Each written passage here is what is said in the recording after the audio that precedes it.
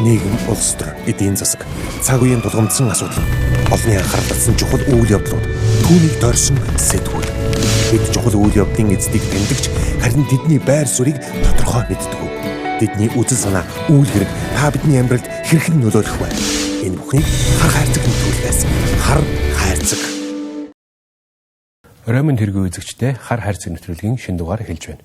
Өнөөдрийн дугаараар манай улсын сэтгүүл зүйн салбарын өнөөгийн нөхцөл байдал, хууль эрх зүйн шинжилэлт, сайжруулалтын талаар сэтгүүл зүйн инновац хөгжлийн үр төвийн үүсгэн байгуулагч Дулам Хорлоотой ярилцгаолно. Хар хайрцаг. За юуны өмнө бид бүгдийн урилгыг хүлээн авч манай нэвтрүүлэгт оролцож байгаад маш их баярлалаа. Хоёулаа ярилцлага Монголд одоо Монголын хэвлэл мэдээллийн орчин одоо хэр байгаа вэ? Энийг тодорхойлж жишээ нь та 3 үгээр хэлбэл яг ямар тодорхойлт өгөх вэ? Тэгээд шалтгаанаа цааш нь дуртаад явбал 3 үгээр өөрчлөлтөд бэлэн байгаа гэж хэлсэн тийм. Яг хэвлэлийн орчны талаар ярихад бол ингээд маш олон шүүмжлэлтийн өнцгүүд байдаг тийм. Гэхдээ яг манай байгууллагад ингээд сүүлийн 5 жилийн хугацаанд яг оршин тогтнохын тулд хараад бус редакцийн бодлоготой байхын тулд хэвлэлтийн байгууллагууд бизнес ихээ одоо үйл ажиллагаа менежменттэй яаж анхааруул зүгээр юм бэ гэдэг талаар ингээд ерөөхдөө одоо мэрэгшээд гэх юм уу тийм. Ингээд ажиллаад явж байгаагийн хувьд харахад бол одоо сайн дураараа хүссэндээ төрөөс ч юм уу те эсвэл аль нэг томоохон бизнесийн байгууллагаас хамааралтай байгаад байгаа юм ерөөсөө байхгүй. Тэр бол ерөөсөө л өнөөдрийн нийгэмд амьд үлдэх арга. Тэ яаж хийж агаад одоо магадгүй бид нар нийт цаг хугацааныхаа 70%-ийг нь арилжааны контент хийсэн ч хамаагүй. Тэ үлдсэн 30% нь ядаж иргэдийн нийтийн эрх ашигыг хамгаалсан агуулга хийж чаддаг байхын тулд одоо амьдарч байгаа арга нь бол одоогийн байдлаар юм байгаа тийм. Гэтэл сүүлийн жилүүдэд ер нь бол ингээд маш олон жилийн хугацаанд Монгол руу чиглэсэн хэвлэл мэдээллийн салбар руу чиглэсэн олон төсөл хөтөлбөрүүд санаачлагууд тэгээд хувийн хвшлийн тийм хэвлэл мэдээллийн хувийн хвшлийн байгууллагуудын санаачлагаар хэрэгжиж байгаа маш олон ажлуудын үр дүнгууд ер нь бол ихнээсээ гараад ирж байна. За тэгээд нийгэмд маань өрнөж байгаа үйл явдлуудаас харахад ч гэсэндээ бид нар ахиад цаашдаа хориг байгаад иж болохгүй байна. Яг одоо далаацтай юмнууд ингээд хийх хэрэгцээ шаардлага байна гэдэг нэгдүгээрт маш тодорхой ойлголт нийгмийн одоо юм нэгдсэн ойлголт бий болчиход байна. Хоёрдугаар тэгэхэд арга замууд нэлээд бас тодорч байна. Өмнө нь бол магадгүй бид нар дөнгөж ингээд сошиал медиагийнхаа учрыг олох гол те технологийн 90 зууныхаа учрыг олох гол ингээд байж исэн бол одоо аль альныхаа учрыг тодорхой хэмжээнд олчиж байна те. Илүү тийм нөө digital native-уд буюу одоо юм цахим уугуул иргэдийн үүсгэн байгуулсан хэвлэл мэдээллийн байгууллагууд үүсгэн гарч ирж байна. Тэд нар биднэрт одоо best practice-ийг одоо сайн арга зөв ингээд гаргаж өгч байгаа. Тэрнээс ингээд суралцах боломжууд нь байна. Бизнесийн хувьд ч гэсэндээ ер нь бол нийгмийн сэтгэлгээ өөрчлөгдөж байна. Мэдээлэл бол үнэгүй байх ёстой юм биш. Үүний цаана мэдээж хөдөлмөрөөр бий болж байгаа учраас энд бид нар ямар нэгэн дэмжлэг санхүүжилт тодорхой хэмжээнд зарцуулах ёстой байна гэдэг тайлангууд хүртэл судалгаагаар ерөнхийдөө гарч ирж байна. Тэгэхээр нийгмийн сэтгэл зүй бас өөрчлөгдөж байна. Тэгэхээр ер нь бол аль аль талаасаа өөрчлөлтөд бэлэн байгаа. Илүү сайн одоо олон улсын жишгт нийцсэн хэвлэл мэдээллийн салбарыг бий болгохын тулд хөгжүүлэхийн тулд хэрэглэгч талаасаа ч тэр нийлүүлэгч талаасаа ч тэр ер нь бол хамтран энэ өөрчлөлтийг бий болгоход бэлэн үе ирсэн байна л гэж харж байна. За дуяа бол Nest буюу одоо Монголын одоо сэтгүүл зүйн салбарыг хөгжүүлэх түрүүний ярьсан тэр бизнесийн зарчимд оруулах тийм ээ энэ тал дээр аюул болон судалгаа арга зүй гинэ боловсруулдаг нэг байгууллага төрийн бүс байгууллага байгаа. Нөгөө талдаа миний мэдж байгаа нөгөө Монголын баримт шалгах төв гэдэг байж байна. Тэгэхээр та өөрийгөө бол энэ байгууллагуудын тухай нэг товчхон мэдээллийг манай үзэгчдэд өгөөч. За миний хувьд бол өөрөө сэтгүүлч мэрэгчлээ. Нэг яг мэрэгчлэрээ бол за нэг 10 жилээрээ хүрэхгүй мэн яг сэтгүүлчэр гэх юм бол сэтгүүлч гэдэг маань мэдээний сэтгүүлчтэй яг өдөр тутам үйл ажиллагаа үйл явдал сурвалжлаад явж байгаа сэдвийн мэдээ нийтлэл бичиж байгаа сэтгүүлчийн хувьд бол би нэг 6 жил ажилласан юм уу. Тэгээд түүнээс хойш бол одоо яг хэвлэл мэдээллийн байгууллага удирдах чиглэлээр телевизэд бол ерөнхий продюсераар ахлах продюсераар за сонинд бол ерөнхий эрхлэгчээр тодорхой хугацаанд ажиллаж исэн. Тэгээд ерөнхийдөө бол аль нэг хэвлэл мэдээллийн байгууллагыг хөгжүүлэх чиглэлээр ингээд ажиллаж исэн одоо тэр процесс гэх юм уу цаг үеэ ингээд эргээд харахад бол аль нэг байгууллага дангаараа энэ салбарын асуудлыг бол бүрэн бас шийдэх гэхэд хараахан бас бэрхшээлтэй юм байна. Илүүтэй яг иргэний нийгмийн байгууллага буюу би өөрөө хэвлэл мэдээллийн байгууллагуудтай өрсөлдөх нэг өрсөлдөгч байхын оронд дэмждэг юм байр суурин дээр байх юм бол магадгүй салбартаа илүү үнэт зүйл бүтээж чадах юм байна гэдэг шийдвэрийг 2020 онд гаргасан. Тэгээ 2020 онд сэтгүүл зүйн инновац хөгжлийн үр төв байгууллага байгуулсан. Тэгээд түүнтэйгээ зэрэгцээд Монголын баримт шалгах төвгээд MFCC Mongolian Fact Checking Center гэж явдаг. Энэ байгууллагыг тусдаа байгууллага бол биш сэтгүүл зүйн инновац хөгжлийн үр төвийн одоо нэг төсөл гэж ерөнхийдөө харж байна. Тэгэхээр баримт шалгах үйл ажиллагаагаа бас адилхан 2020 онд нээсэн. За яг цаг хугацааны дараалал нь харах юм бол Монголын баримт шалгах төвийн маань үйл ажиллагаа нээснээсээ 2 сарын өмнө эхэлсэн байдгийн. Тэгээд дараа нь бид нарыг хуулийн этгээд дээрээ бүртгүүлээд ингээд нээсний үйл ажиллагаа бий болсон. Тэгэхээр сэтгүүл зүйн наад зөвшлийн үр төв ер нь юу хийжсэн бэ гэхээр хил мэдээллийн байгууллага удирдаад ингээд явж хахад мэдээж бүх сэтгүүлч бүх редакц удирдах байгаа хүмүүст хэрэгтэй те нийгэмд хэрэгтэй контент агуулгыг бүтээж одоо юу гэдэг эрх мэдэлд хяналттай тавих тийм ээ илүү ийм игэх хариуцлагатай нийгмийг бий болгохын тулд л энэ мэрэгжлийг сонгож энэ ажлыг хийдэг. Гэхдээ энийг хийх боломжийг маань өдөрт бидэрт байгаа 24 цагаас мань хугацлаад байгаа хүчин зүйлс байсан. Тэр донд бол тухайн үед нийгэмд одоо асуудал гэж таньж мэдчихсэн зүйлс донд яг бизнес загвар гэдэг зүйлийг төдийлөн ярихгүй байсан.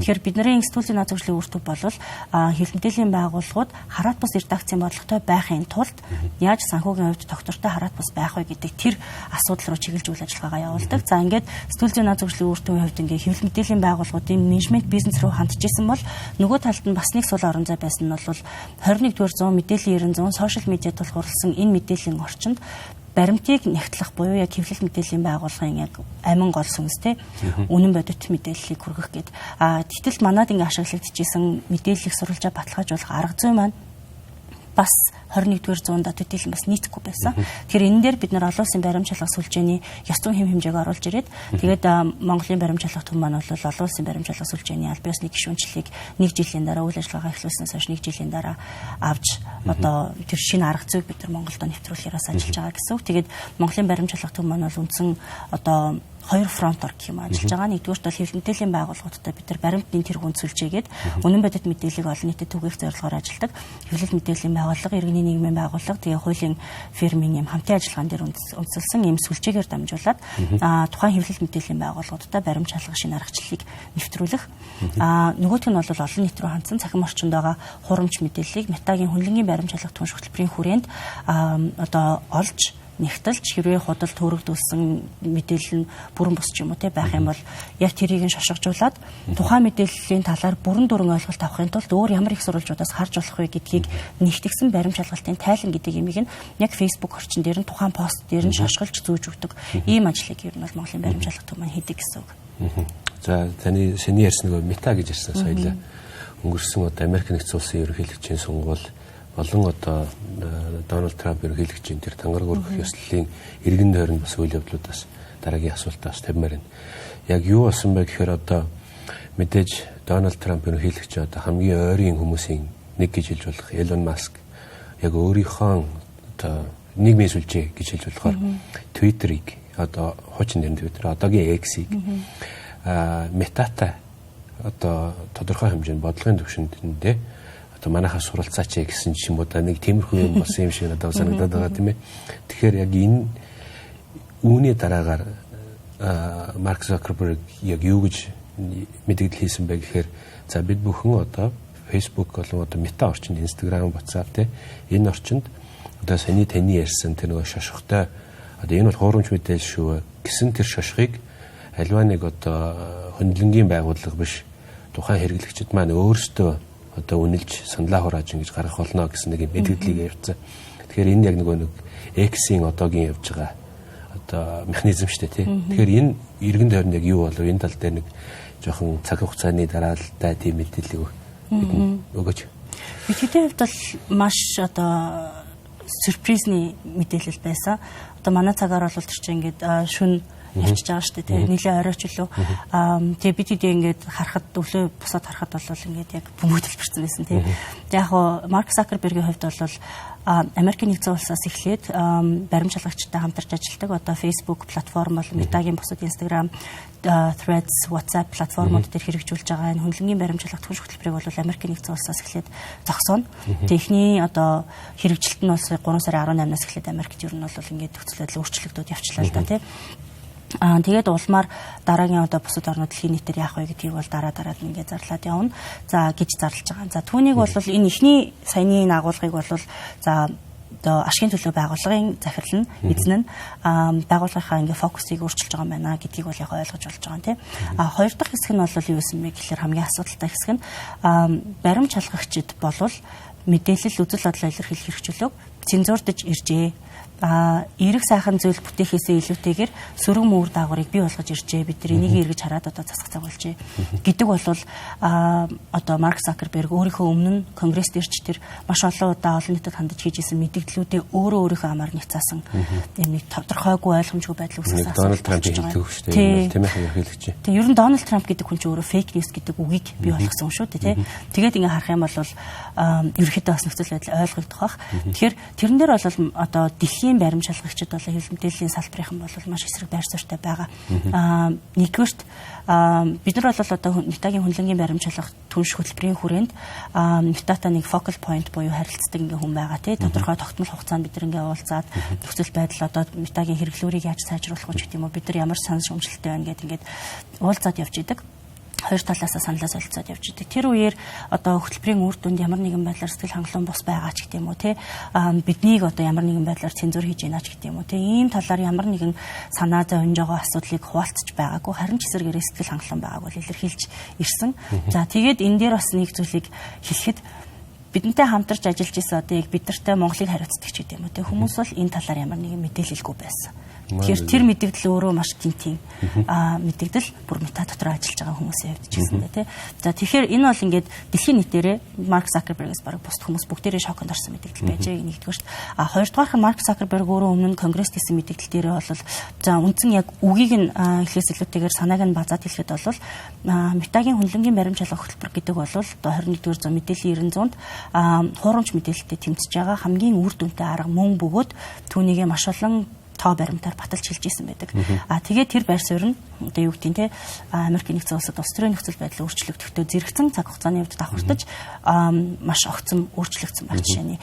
За тэгээд ямар ч байсан X-тэй адилхан community notes гэдэг арга хэлбэрийг бол ингээ оруулж ирнэ гэж байгаа. Гэхдээ бид нарт бас community notes-тэй холбоотой одоо дэлхийн нийтээр хэрэгжиж байгаас X-тэй хамтарч ажиллаад ч юм уу X-ийн юм дээр ингээд ялцчгүй бидний ажил учраас тэр ер нь хэр үр дүнтэй байгаа юм бэ гэдгийг харж байгаа.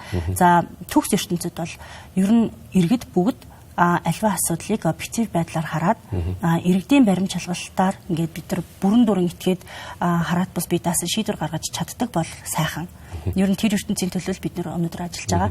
Гэтэл дэлхийн олон оронд иргэдийнх нь хэвлэл мэдээллийн суурь боловсрол харилцан адилгүй.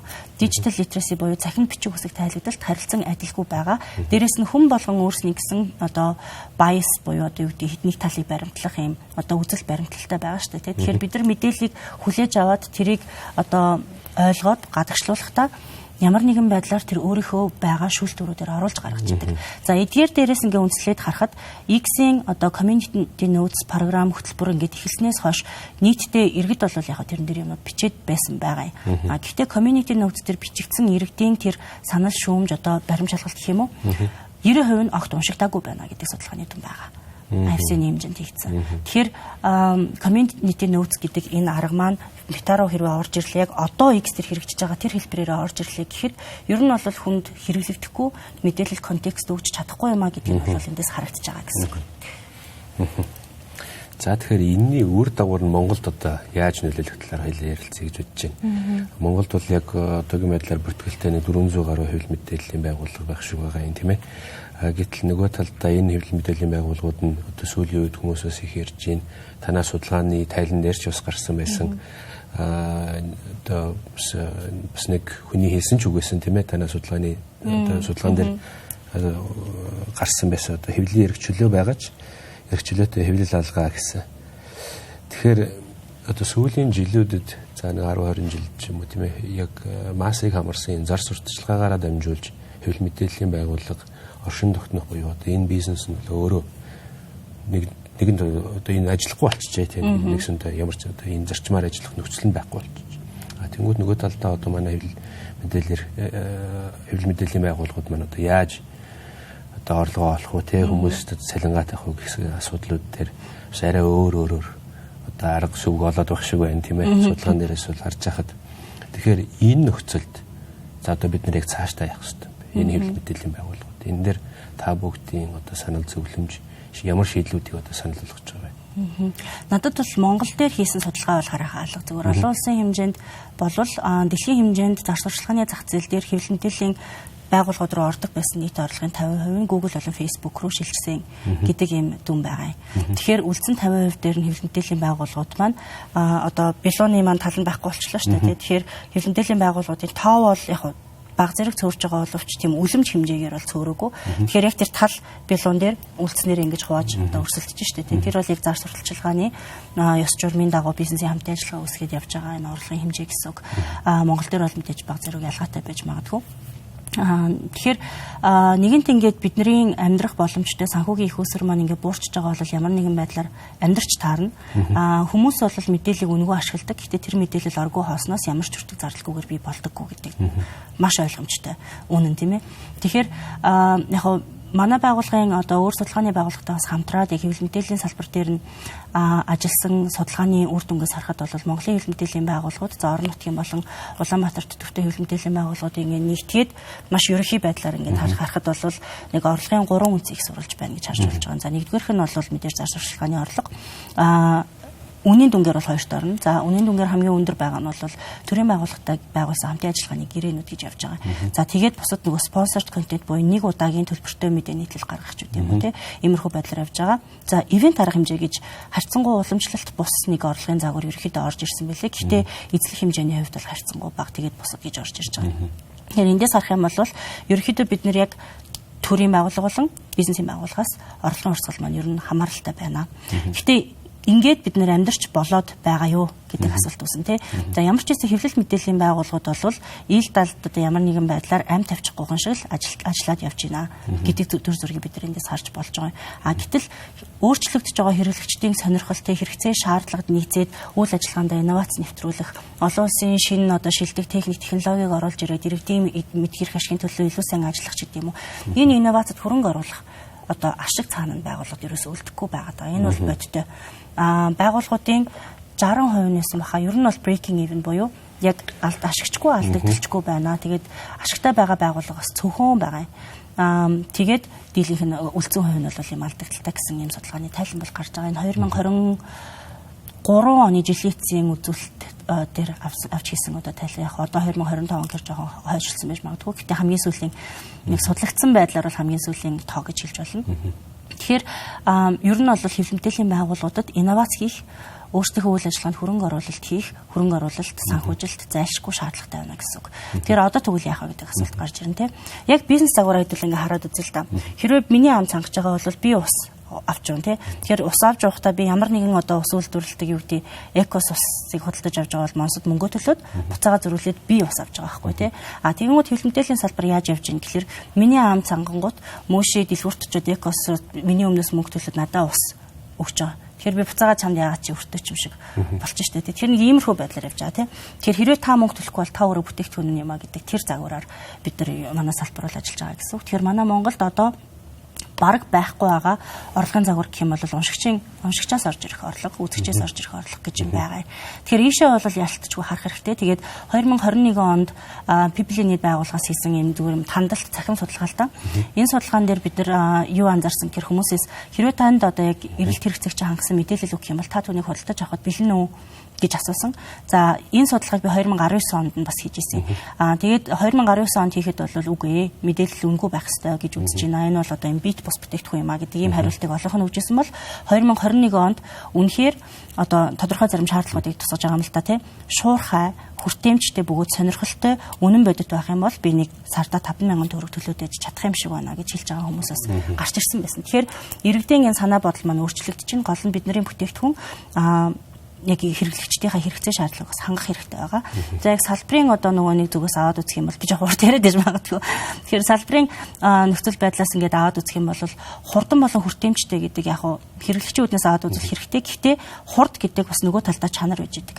Тэгэхээр хурдлагатаа чанарыг одоо бууруулахгүйгээр яаж илүү хурдтайгаар мэдээллийг бэлтэх вэ гэдэг асуудал дээр бас манай салбарынхаа анхаарах шаардлага байгаа гэсэн үг.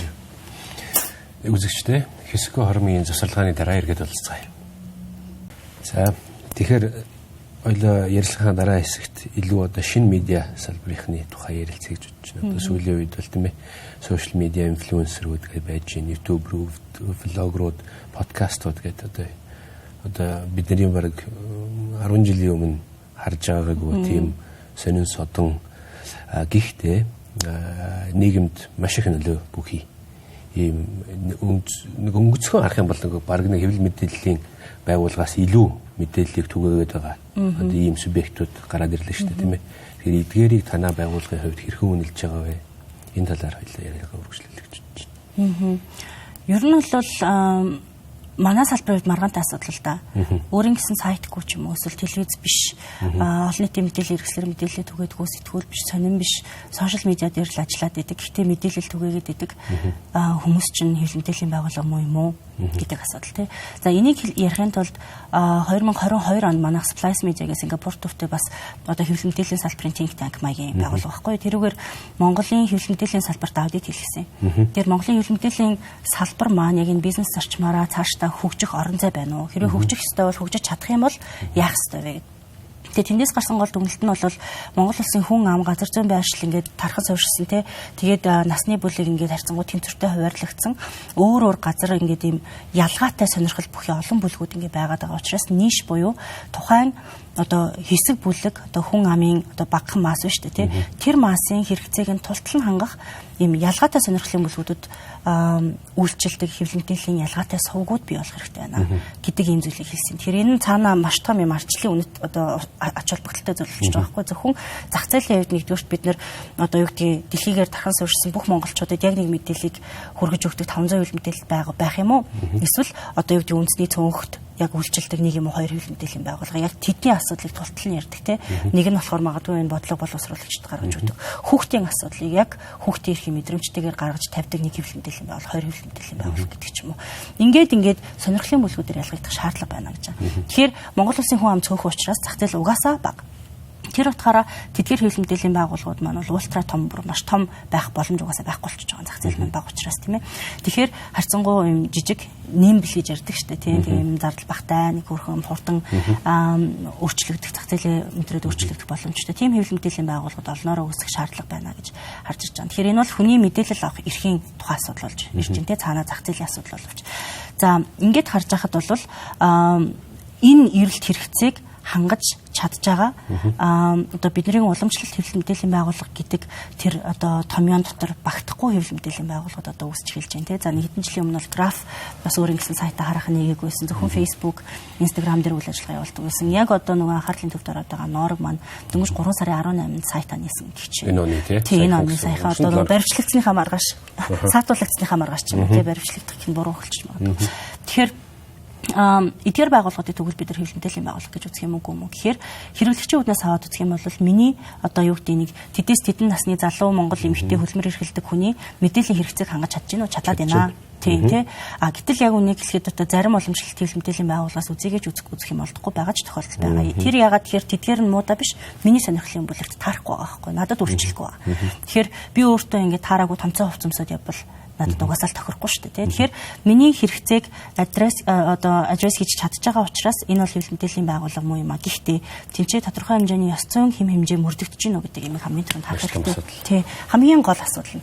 Миний зүгээр харж байгаагаар хэвлэл мэдээллийн байгууллагыг хэвлэл мэдээллийн байгууллага биш зүйлээс ялгаж байгаа зүйл нь өнөөдөр бид нар хэлбэрийн хувьд буюу сувгийн хувьд хараад байгаа. Юугаар мэдээлэл цацагдж байна вэ? Сошиал медиагаар мэдээлэл цацагдж байгаа бол биш юм шиг тий. Уламжлалт хэвлэл мэдээллийн сувгаар цацагдж байгаа бол мөн юм шиг. Гэтэл яг жинхнээс 21-р зуунд хэвлэл мэдээллийн байгууллагыг хэвлэл мэдээллийн байгууллага бишээс нь ялгах зүйл бол ёс зүйн хэм хэмжээ. Тэр редакцийн бүтцээр ажиллаж гин үү? Баримтыг ямар нэгэн хэмжээгээр шалгаж гин үү? Өөрийн гэсэн редакцийн бодлоготой юу? Тийм ээ? Редакцийн бодлого нээлттэй олон нийтэд ингээ уншихад бэлэн байгаа юу? Тэгэхээр уншигчийн хувьд, үзэгчийн хувьд би тэр редакцийн бодлогыг нь үзээд энэ хэвлэл мэдээллийн байгууллагад би итгэх эсвэл итгэхгүй бай. Миний үзэл баримтлал таарахгүй бол би энийг цааш дагах болъё гэдэг шийдвэрээ гаргах боломжтой байна гэдг нь хэвлэл мэдээллийн байгууллагыг бусдаас ялгаж байгаа хамгийн гол зүйл болж байгаа гэж харж байгаа. Тэгэхээр миний хариулт бол эдгээр байгууллагууд бол хэвлэл мэдээллийн байгууллага муу юм аа гэж хариулах гэдэг. За түрүүний ярьсан тэр ёс зүйн хэм хэмжээ болон одоо гаргаж байгаа контент бүтээгдэхүүний чанарын тухай асуудал маш чухал болчиход байна. Яг одоогийн үед бол тийм ээ. Одоо ингээ харж байхад тодорхой одоо дундаж нэг хэвлэл мэдээллийн одоо сошиал медиагийнх нь одоо сувг бол бараг нэг 30 минутанд нэг пост оруулж байгаа. Жишээ бол харагдаж байгаа тийм ээ. Зарим томчууд нь бол бүр тэрнээс олон давтамжтайгаар оруулж байгаа жишээтэй. Гэтэл энэ дээр бол яа харахгүй тодорхой хэмжээнд чанар болон одоо түрүүний ярьсан тухайн мэдээллийн үнэн бодит байдал нь бол алдагдах тохиолдлууд бол гарна. Гэтэл энэ нь эргээд манай нийгэм болон хэн нэгний амьдралд маш одоо хордоо ч юм уу тийм ээ сөрөг үр дагаврыг бол дагуулгыг том эрсдлүүд бол яваад байна. Энийг бид нар яаж шийдвэрлэх ёстой юм бэ Монголын одоо нөхцөл байдалд? Манай хүний нөөцийнхэн бас энэ дээр яаж ажиллах вэ? Монгол улсад одоо сэтгүүл зүйн салбарынхныг бэлдэж байгаа их сургуулиудын хөтөлбөр хаагуур байна гэдэг асуудал үүс тэгэхээр явагдаж байгаа. Уучлаарай айгүй олон асуудлуудыг ингээд ерхэд нь базаж асуух гэж оролдоод байна л да тийм. Энэ нэг хүмүүс яг энэ дээр ажиллаж байгаа хүмүүсээ бид нар яаж бэлдэж тууштай доктортой авч явах юм бэ гэдэг том асуудал дээр л одоо саяны яриагаа одоо үргэлжлүүлээ да хэлээ. Мэдээллийн өрсөлдөөн ер нь бол тооноос хамаарха болоод удаж байгаа гэж би харж байгаа. Яа тэр хизээ хаана юу болчихвоо гэдэг мэдээллийг бол бид нар хаанаас ч авч болж байгаа. Тэгэхээр энд бол хэвлэл мэдээллийн буюу сэтгүүл зүйн байгууллагын бүтээх үнц нь бараг байхгүй. Тэртээ бүх юм одоо өчтөр хууль зүйн мянган хорооны хурал гэлтэхэдтэй ингээл MP шууд дамжуулчдیں۔ Тэрийг ямар нэг хэвлэл мэдээллийн байгууллагаар дамжихгүйгээр би мэдээллийг бүрэн дүр авчиж байгаа тийм. Магадгүй тэр дундаас одоо юу гэдгийг ардчлал хэвлэл мэдээллийн хэвлэл нийтлэг хэрэгжүүлэн санаа зовдөг хүн болгоны мэдэх ёстой 10 ишлэл гэх юм бол тэнд боловсруул хийгдэж байна. Тэгэхээр тэрийг би 2 цаг 44 минут сонсохын оронд тэр мэдээллийг 5 минутанд авчиж байгаа бол одоо надад үнц нь бий болж байгаа байхгүй. Тэгэхээр хэвлэл мэдээллийн байгууллагууд бол иймэрхүү байдлаар одоо үнцийн бүтээх дээр анхаарах ёстой болохоос биш олон мэдээ нийтлэл бэлдэх дээр бол анхаарах шаардлага байхгүй гэж хэлж байна. За яагаад энийг хэлж байна гэхээр намайг яг идэвхтэй сэтгүүлчээр ажиллаж байгаа хугацаанд за яг манай редакц бол арай хөнгөн За би Bloomberg телевизэд сэтгүүлчээр ажиллаж байсан. Тэрнээс өмнө шууд телевизний богино хугацаанд ажилласан. Тэрний өмнө TV8 телевиз бас нэг богино хугацаанд ажиллаж байсан. Тэгээд яг редакц болгоны шаардлага шалгуур өөр. Гэхдээ үндсэндээ сэтгүүлчид буюу мэдээнд явдаг сэтгүүлчид тавигддаг шаардлага бол өдөрт 3-5 мэдээ оруулах гэдэг шаардлага ерөнхийдөө тавигддаг байсан. Тэгэхээр энд яг би чанарын тухай ярих боломжгүй байхгүй юу. Тэ тэнд ийм үйл явдал боллоо, тийм хүн тэгж хэллээ. Тэрийг би ингээд шууд зүгээр багцлаа шууд амжуулж байгаа. Тэ гэтэл одоо 10 жилийн өмнөх тэр зүйл магадгүй хааны болсон бэ гэдгийг би мэдээлснээр үнцэн бүтээж чаддаг байсан бол одоо надгүй тэр мэдээллийг орой би тэ өглөө 11 цагт болсон үйл явдлыг оройн 8 цагийн мэдээгээр гаргахаас өмнө үзэгч авцсан байгаа байхгүй юу. Тэгэхээр одоо бол бидний гол өрсөлдөөн тоон дээр ерөөсөө биш чанар агуулга. Тэгээд нийгмийн одоо хилцүүлэг үүсгэх хэмжээнд бид нэр агуулгыг бүтээж чадж гин үү? Цаана нь яг ямар утга учир болоод өнгөрч одоо жишээлбэл урааны асуудал төр ч гэдэг юм уу тий. Гэт зүгээр гэрээ байгуулаад үз тэр одоо хүн болгон мэдчихэж байгаа байхгүй тий. Тэр бол ямар нэг үнцэнтэй мэдээлэл биш болчихж байгаа. Тэгэхээр энэний цаана хэдэн оноос хойш яаж яваад ямар хилцүүлэг юу яваад яачваа гэдэг юм ингээд тайлбарлсан. Тэрийг би сардаа бараг нэгийг уншчиход бол нэлээд сэтгэл ханчин тий. Би ингээ оюун ухаанд хүн гэдгийг мэдэрч гинэ шүү дээ тий. Бусадтай би яриа өрнүүлсэн ч гэсэн тийм ч хүний нөгөө Масловын хэрэгцээний яриахаараа миний хэрэгцээ байхгүй юу?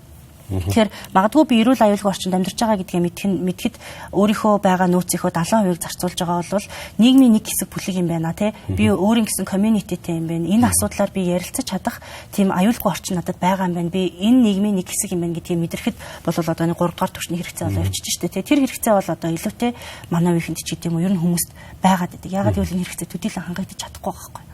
Яг нэг гоё одоо юу гэдэг юм гоё зажлууртай юу гэдэг те нэг юм чанартай хоол тархиндаа өмөрөн штэ. Гэтэл тэгэл ямар ч байсан өлсөчихгүй ч гэсэндээ нэг гоё цадахгүй нэг юмар л ингээд зогоогоод яваад байгаа байдал бол ерөөсөө нөрсөлдөөнд бид хэвлэл мэдээллийн байгууллагуудад аваа байдал бий болгож чадахгүй байгаа. Тэгвэл энэ чанартай агуулгыг бэлтгэх сэтгүүлчдгээ бид нэр бэлтгэх энэ асуудал дээр Монголоос хаана байгаа. Би бол яг сэтгүүлчдийг нэг муу бэлдээд ийн гэж боддгоо. Яг одоо би ч гэсэн өөрөө яг л Монгол Улсын их сургуулийн сэтгүүл зүйн танхимын бүтээгдэхүүн шүү дээ. Ямар нэгэн байдлаар гадаад дотоод мэрэгжилтэд эзэмшээгүй, дээшлүүлээгүй яг л одоо 100% Монголын бүтээгдэхүүн байхгүй. Тэгэхээр одоо би бол сэтгүүл зүйн хөтөлбөр ингээд айгу муу байдгаа гэж хэлэх юм бол магадгүй бас өөрийгөө ч гэсэн нэлээд шүүмжилсэн хэрэг болох бах. Гэтэ миний бодлоор бол болоод л байх шиг байна. Гэхдээ би өдөрт 3 мэдээ 5 мэдээ биш ядаж 7 хоногт нэг сайн нийтлэл гаргах боломж надад байх юм бол хэрэгцээгүй зүйл би цаг хугацаагаа зарцуулахгүй үн цэнтэй зүйл дээр цаг хугацаагаа зарцуулаад аль нэг салбараараа мэрэгшээд те одоо би бол тохиолбол эрчим хүчний салбарын тухай үед хариуцдаг байсан. Яг тэр эрчим хүчнийхээ асуудлаар бүр ингээд салбарын мэрэгжилтэнтэй одоо нэг төвшөнд ярилцаж чаддаг хэмжээнд мэрэгших боломж надад гарч ирэх байхгүй юу. Хэрвээ би надад одоо яг тухайн нийтлэл дээр ажиллах аягүй сайн боломж байх юм бол жишээлбэл одоо юу гэдэг нь 5 дугаар цахилгаан станц яагаад хизэж баригдаагүй гэдгийг би нэг сар судалмаар шүү дээ. Гэтэл надад тийм цаг байхгүй байгаа байхгүй юу. Манай хэвлэл мэдээллийн байгууллага бойжуулах хөтөлбөрт орж ирсэн нэг байгууллага одоо нэрийг хэлээд яах вэ? Тэднийх бол тэгдэгээс одоо амьдрахын тулд арилжааны контентийг бид нэг багаар өдөржингөө хийдгээ. Сэтгүүл зүгөө бид нар шүнэн үлдэж байгаад хийдгээ. Яагаад гэвэл бидний итгэл үнэмшил тэр учраас гэдэг. Тийм баймааргүй шүү дээ. Манай салбар миний харж байгаагаар бол ар гэрээ умарцсан тий одоо маш олон ээжүүд аавуудын яг тэр золиос нуруунд дээр л тогтоод байгаа байхгүй. Хамгийн сүүлд ингээд сонино буулгах гээд 11 12 цаг хүртэл ингээд хин сууж идэг нөгөө сэтгүүлч нөхөрл сууж идэг тий. Ийм л байдлаар явж ирж байгаа байхгүй. Тэгэхээр ингээд том зургаар нь хараад одоо ямар нэгэн байдлаар ачааллыг нь хөмлөх. Тэг чи нөөцийн ухаалаг хуваарлалтын тухай асуудал яваад байгаа байхгүй. Түүнээс биш хин нэгэн хүнийг завтаа байлгах гэдэг байгаа биш. Тэр салбарын нөөц одоо жишээлбэл нэг хэвлэлийн хурал дээр 40 микрофон хинт ч хэрэггүй шүү дээ. Тэр мэдээлэл яг л нэг л хэлбэрээр нэг хүн төрн тэр мэдээллийг л авчин тэгээд өөрөө дүгнэлтээ хийнэ. Яг тэр мэдээллийг би 40 удаа копидод тэнцээд 40 машины бензин шатхан 40 зураглаач 40 сэтгүүлчийн цаг хугацаа байхгүй тий. Тэрийг яагаад бид өөр юм зарцуулж болохгүй гэж. Тэгэхээр эндээс түрүүний ярьсан нөгөө ниш буюу нийгмийн ялгаатай сонирхолтой бүлгүүдийн мэдээллийн хэрэгцээг хангах ялгаралтай хэвлэл мэдээллийн байгууллагууд үүсэх шаардлага үүсэж байгаа. Одоо жишээлбэл Lemon Press шүү дээ. Эдийн засгийн мэдээлэлээр ингээд агна мэдээлэл хийж ийн child юм зөвхөн хүүхдийн эрхийн асуудлыг бичиж ийн мэдчихлээ тий. Ингээд ийм ялгарлууд зайлшгүй үүсэх хэрэгцээ байх юм байна. Тэгжээж бидэрт ингээ олон ургалж үзэл тий олон янз байдал маань ингээ бүрдэх юм байна гэд. За яг нөө их сургуулиудын хөтөлбөрийг ярьсан дээр сайжруулах хэрэгцээ бол байгаа. Яг тэр миний сурж исэн үеэс хойш гэдэг юм уу, ер нь бол олон улсын хэмжээнд ч гэсэндээ сэтгүүл зүйн мэдлэг чадвар өөрчлөгдөж шүү дээ. Би одоо бол яг хамгийн сүүлийн мэдээллийг аваагүй байна. Гэхдээ сэтгүүл зүйн оюутан бэлтэж байгаа чиглэлээр хүн төгсөж байгаа 5 сургууль байгаа болов сэтгүүл зүйн танхимтай миний мэдхий. Яг тэрнээс олон байж магадгүй. Хэдэн яг дата сэтгүүл зүйн одоо хичээл агуулга байгааг бол мэдэхгүй байна. За хүмүүнлэл ав оруулсан гэж дулсан. Тэгэхээр дата сэтгүүл зүйгүүгээр бол одоо бид нар явахгүй шүү дээ. За магадгүй хиймэл оюун ухааны хэрэглээг хэвлэл мэдээллийн байгууллагууд ямар хөө төвшөнд одоо ашиглаж байгааг мэдэхгүй байна. Гэхдээ магадгүй хэвлэл мэдээллийн байгууллагууд руу тэр мэдлэг орж ирэхин тулд сэтгүүл зүйн сургуулиудаас магадгүй бас эхлэх ёстой байж магадгүй те. Хиймэл оюун ухааны ёс зүйтэй хэрэглээ гэж юу вэ гэдэг зүйлийг. Түүнээс биш хинч ChatGPT-гээс хэдийн асуугаал баг одоо ер нь бол нийтлэл бичээдэг. Монголын ураны гэрээний талаар нийтлэл бичээдэг үйл бичээл хүчин шүү дээ.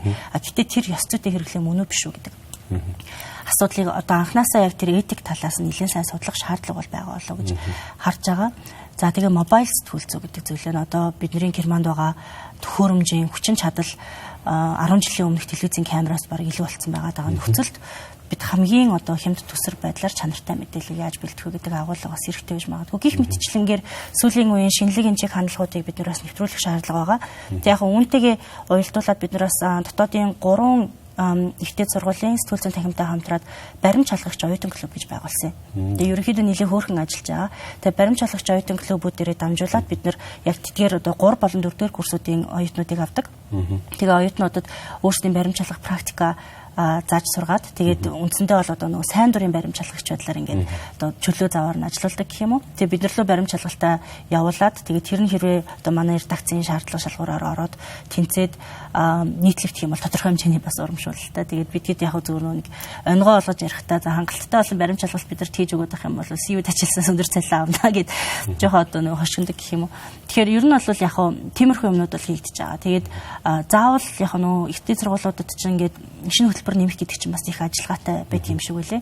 Тэгэхээр тэрийг хүлээхийн оронд юм дундын хувилбаруудыг гэх юм уу хамтын ажиллагаан дээр суйрлаад бас гаргаж ирэхийг зорж байгаа гэсэн үг.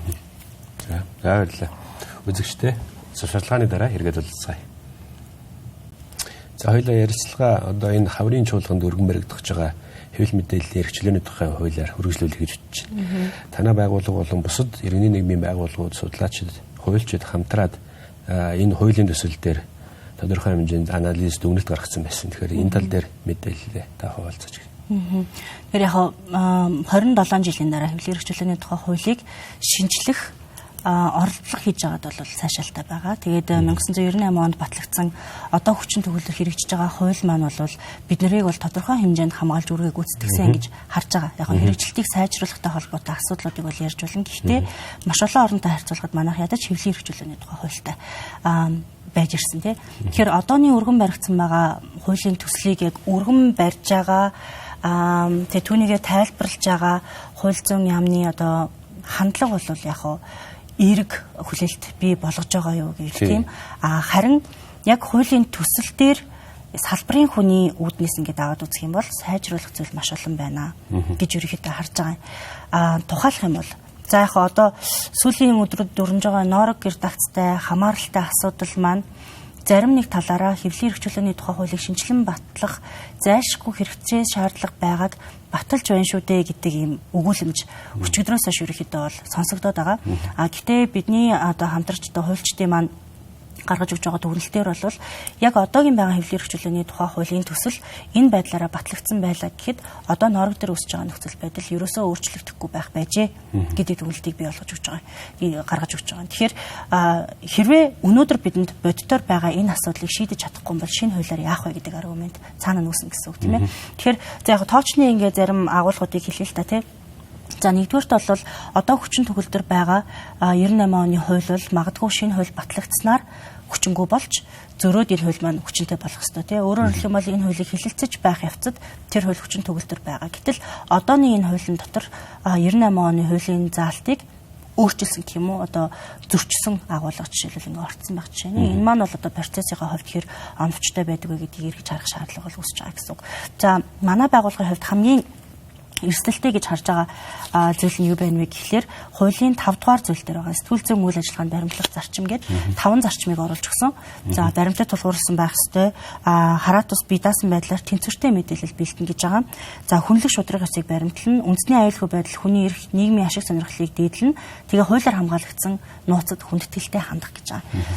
Эдгээр нь хэдийгээр хууль зүйн яамны зүгээс буюу хуулийг одоо санаачлагчийн зүгээс сэтгүүлчдийн эсрэг хэрэг үүсгэх гэд ямар нэгэн байдлаар ашиглагдахгүй юм а гэж тайлбарлаж байгаа боловч хуулийн практик дээр магадгүй энэ хуулийн яг зохицуулалтаар нь шийдэх боломжгүй асуудал үүсээд одоо юм хан мөрөг гэх юм бол зарчмаа баримталдаг юм зарчим байгаад байгаа тийм. Тэгэхээр энэ зарчмын хүрээнд бол энэ заалтууд маань өөрөө сэтгүүлчдийг магадгүй тэнцвэртэй байгаагүй гэдгийхэн төлөө тийм хүнлэг байгаагүй. Тэгээд хуулиар хамгаалагдсан нууцад хүндэтгэлтэй хандаагүй гэдэг байдлаар ингээд ямар нэгэн байдлаар асуудалд оруулах юм эрсдэлтэй. Гэтэл манайх мэдээллийн элтод байдлын тухай хуулиар ил болгосон хуулиасаа бараг 5-6 дахин олон төрлийн мэдээллийг төрийн болон хувийн одоо байгууллагын нууц гэдгээр нууцчихсан байгаа шүү дээ. Тэгэхээр тэрийг үндсэндээ энэ хэвлэлийн эрх чөлөөний хуулиар нууцыг иргэдээс нуух гэж байна. Гэдэг юм жишээл зөвхөн энэ залтан дээр энэ зарчим дээр ярьж болно. За дараагийнх нь болохоор тэнцвэртэй байдал гэдэг зүйл маань яг хуу 10 жилийн өмнө намайг сэтгүүл зүй сурж байхад бол тэнцвэртэй байх зарчмыг бол бид нарт заасан. Харин одоогийн нөхцөлд болвол тэнцвэртэй байх албагүй гэдэг юм одоо шинэ чиг хандлага гэх юм уу гарч ирж байгаа. Тухайлх юм бол climate Улаанбаатар утаагүй байна гэж нэг хүн хэлж болно шүү дээ. Бид нар заавал тэр хүнд эфирийн цаг өгөх ёстой юу? Тэнцвэржүүлэхийн тулд тий. Тэгэхээр үгүй маа гэдэг зүйл дээр бид нар ерөөхдөө ярьж байгаа. Тэгэхээр хурааны дэмжинжгүй байна эсэргүүцэж чинь гэдэг ярьж байна тийм. Тэгээд яг нийтээрээ хүлээн зөвшөөрж байгаа асуудал гэж байна шүү дээ. Монгол улс арчилсан улс мөн гэдэг нэг хүн ярангууд Монгол улс л арчилсан улс биш ээ гэдээ ярих ч юм уу. За яг гэхдээ видеомын сүүлийн судалгаанаас бол бас харагдчихлээ л дээ. Гэхдээ жишээ нь жоохон оновчтой биш байж магадгүй. Уур амьсгалын өөрчлөлт бодтой гэж нэг хүнээр яриулангуудаа тэрийг зөвхөн тэнцвэржүүлэхийн тулд уур амьсгалын өөрчлөлт бол одоо conspiracy хувилдааны онол юм аа гэж заавал яриулах ёстой биш байхгүй юу. Тэгэхээр тэнцвэртэй гэдгийн цаана тийм агуулга нуугдаад байгаа учраас дээрэс нь баримтад толгуурласан мэдээлэл гэдэг дээр ер нь бол төр засаг баримтыг яаж үйлдвэрлэж өөрийнхөө эрх ашигт нийцүүлж болох вэ гэдгийг яг ноорогтой холбоотой хэлэлцүүлэхээр бид нар харлаа шүү дээ. Одоо өөртөө хүртэл ингээ эргэлцэлтэй 19.9.1 гэдэг юм хизээч байгаагүй ч юм болов гэж ингээ эргэлцэл баримтыг бий болгоод байна шүү дээ. Тэгэхээр баримтад толгуурлан гэдэг өөрөө баримт гэдэг ойлголт өөрөө маш өргөн ойлголт учраас хил хязгааргүй сурвалжлагчид ч тэр ашигын төлөө олон улсын хуулийн байгууллагч тэр яг энэ дээр бол хамгийн их санаа зовж байгаа. Баримт гэдэг зүйл хэтэрхий ерөнхий учраас хил мэдээлэл сэтгүүл зүйн байгууллагад баримтад тулгуурлах гэдэг зарчмыг тулгаж болохгүй гэх мэтчлээ. Тэгэхээр энэ мэтчлээ ер нь бол анхаарал татах зүйлс байгаа. Яг нь их сурвалжаа хамгаалах эрхтэй гэдэг өгүүлбэр бол орж ирсэн байгаа энэ хуулийн зохицуулалт дээр. Тэр нь өнөөдрийн байдлаар бол өргөн нэвтрүүлгийн сэтгүүлчдээс бусад сэтгүүлчдэд олгогдоогүй одоо эрх гэсэн үг. Гэхдээ бид нар 21-р зуунд магадгүй би таныг одоо юу гэдгийг ямар нэгэн технологийн хэрэглүүрээр хинтээ чадалсан бэ, хинтээ ярьж байгаа гэдгийг магадгүй мэдчих болно тий. Бидний эсрэг талд яг хууль шүүхийн байгууллага байгаа нөхцөлд тэрийг бас маш амархан ойлгох боломжтой. Үед би хэлэхгүй байна гэдэг нь хамгаалаад байгаа гэсэн үг бас биш тий. Тэгэхээр их мэдчлэн ингээд сайжруулах зүйлс маш их байна. Тэгээд ер нь бол хуулийн төсөл орж ирж байгааг бол сайшааж байгаа. Гэхдээ одоо байгаа нөхцөл байдлыг дээрдүүлэхгүй байгаа нөхцөлд юу ч өөрчлөх шаардлагагүй гэсэн байр суурьтай байгаа гэсэн үг. За хуулийн төсөл дээр бол юм байт юм байна.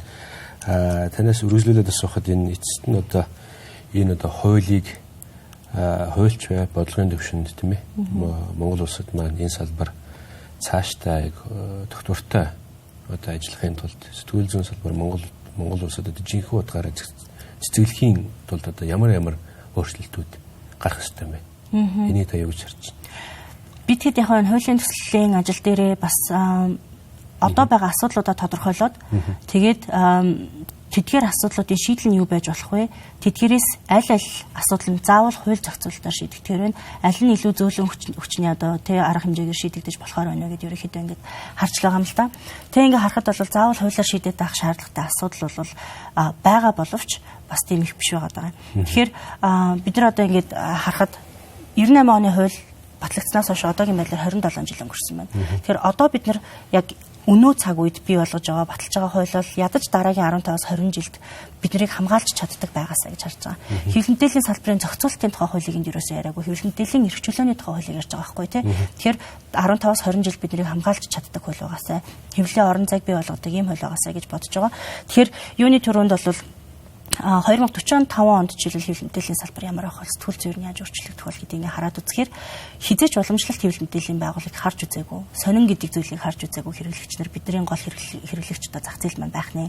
Хиймэл оюун ухаан технологийн оролцоотойгоор мэдээллүүд яг одоо бид нэг нийгмийн сонирхлын бүлгийг ярьж шít магадгүй тийм 100 мянган хүн 10 мянган хүнд зориулсан мэдээлэл хэрэгтэй байна гэж байна. Энэ мэдээллийн нөгөө наривчлал хүн болгон дээр маш тодорхой оновчтойгоор бараг ингэ наривчилдаг болох үеийг бид нар ярьж байгаа байхгүй. Тэгэхээр энэ үед яах вэ гэхээр дундын одоо бодит байдал гэдэг зүйл маш одоо хэцүү болж эхэлнэ гэсэн үг тийм.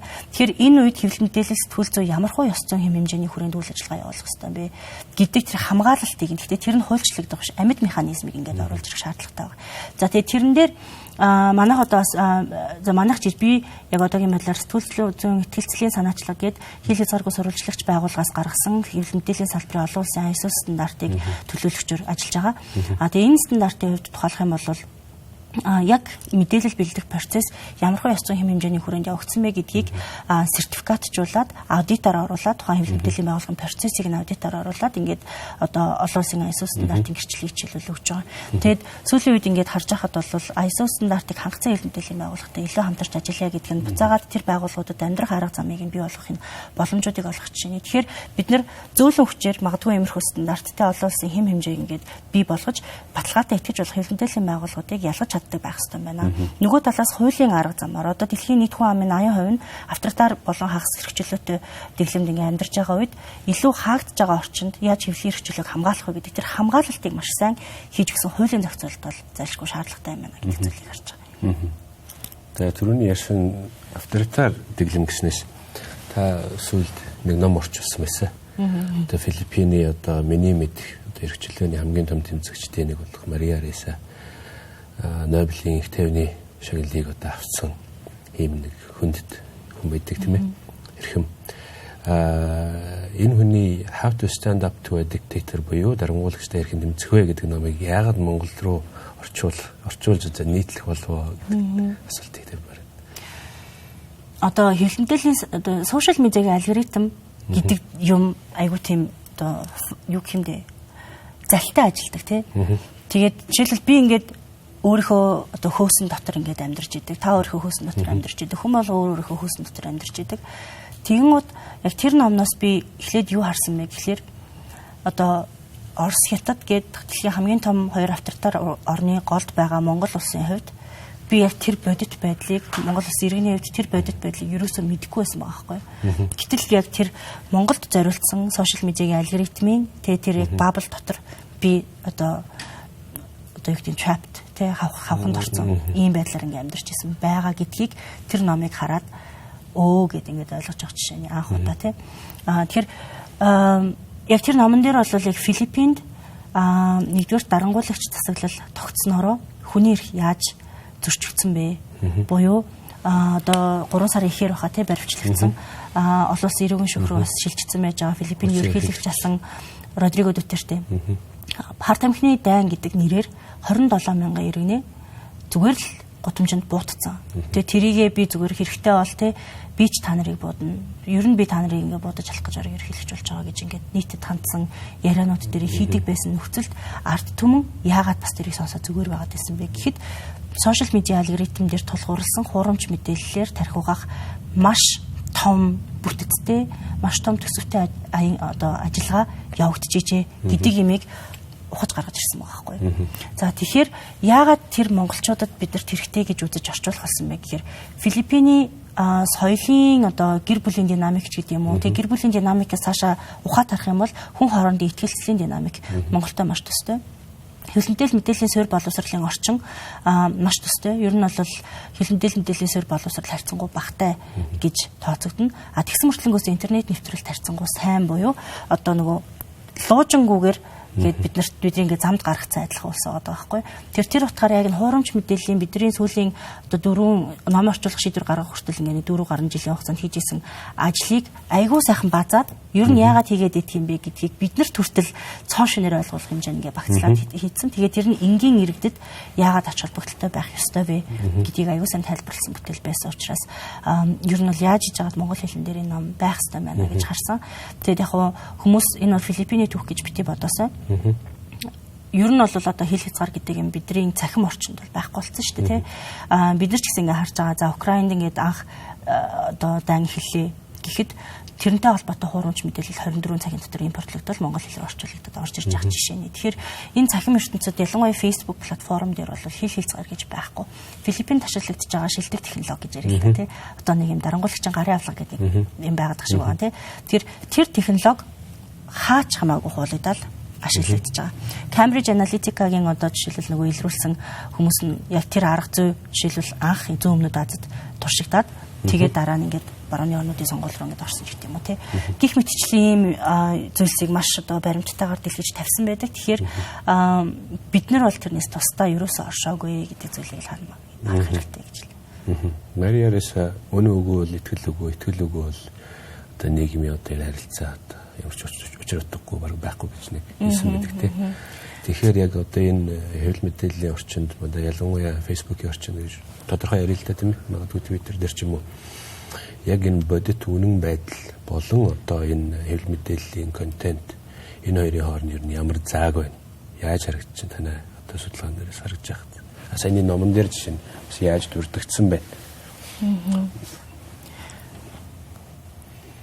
Ялах хэрэгтэй л дээ. Бид нар бол одоо түрүүн ярилцлагын хэлжсэн хэвлэл мэдээллийн байгууллага буюу сэтгүүл зүйн байгууллагыг бидний тодорхойлж байгаа тодорхойлолт бол ямар ёс зүйн хэм хэмжээгээр энэ бүтээлийг хийж ийнэ гэдэг те. Олон нийт хэвлэл мэдээллийн байгууллагыг олохдоо ямар нэгэн сайттай бол телевизээр гардаг бол гэдэг юм те. Тэгж тодорхойлоо да. Тэр тодорхойлолтыг бид нар одоо хэрэгсэхгүй гэх юм уу те. Хэрэгсэхгүйгээр өөрснийхөө тодорхойлолтыг бариад ёс зүйн хэм хэмжээтэйгээр мэдээлэл бэлтгэдэг одоо сувгууд бол хэвлэл мэдээллийн байгууллага муу юм а гэж үзэх юм бол хамгийн үнэтэй ойртох ёстой. Ойртож байгаа байгууллагад гэж үзнэ. Түрүүний ярьсан JCI стандартыг Монголд 2 хэвлэл мэдээллийн байгууллага одоо хангацсан байж байгаа жишээ нь. Тэгэхээр олон улсын стандартаар мэдээ бүтээх процесс нь эцсийн бүтээгдэхүүн хамгийн чанартай байх хэмжээнд ингээд явж гинэ гэдгийг баталгаажуулсан байгууллагууд ингээд манай Монголд байгаа. Хамгийн гол нь бид нар тэрийг таньж чадж гинэ л гэдэг асуудал тийм ээ. Тэгэхээр үнэн болон сэтгүүл зүйн байгууллагуудын бүтээл бүтээгдэхүүн нэг хол зөрүүгүй. Сонирхлын одоо ялгаатай те хин гэдэг аль зорилтод бүлэгт үйлчилж байгаагаас хамаарат хэлбэрийн хувьд те баг зэрэг ялгаатай байх бах те агуулгын баг зэрэг ялгаатай байх бах. Гэхдээ тэр зорилтод бүлгийнхээ үнэн гэж үзэж байгаа зүйлтэй хамгийн ойрхон байх болов гэж бодож байна. За баярлалаа. Бидний урилгыг хүлээн авч манай нэвтрүүлэгт одоо ярилцлагт орж маш үнэтэй бас судалгаан дээр суурилсан, баримтан дээр суурилсан мэдээллийг өгсөнд үзэгчтэй дараагийн дугаараар уулзтлаа. Түр баяртай.